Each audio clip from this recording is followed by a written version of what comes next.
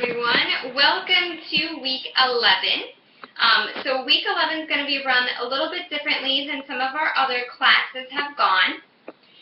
What we're going to start off with is in day 1, we are actually going to meet in the computer lab first, and you're going to have your first attempt at taking your written final exam.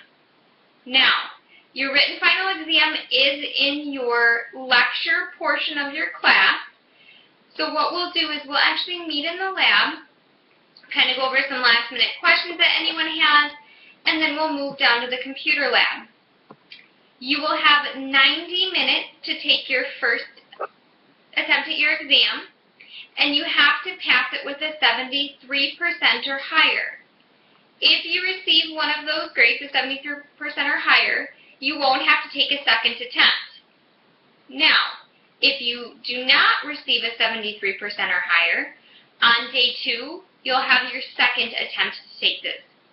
So please make sure that you are studying over the weekend and coming into class prepared on day 1 to take that written final exam.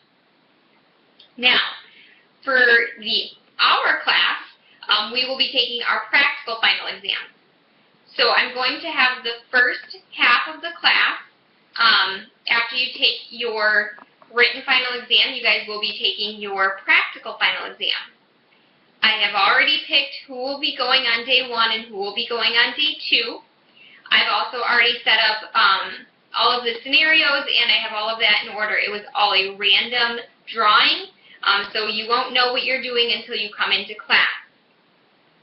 For your practical final, you will be responsible for rooming a patient, taking their vital signs, asking the appropriate questions that will come on a history and physical exam.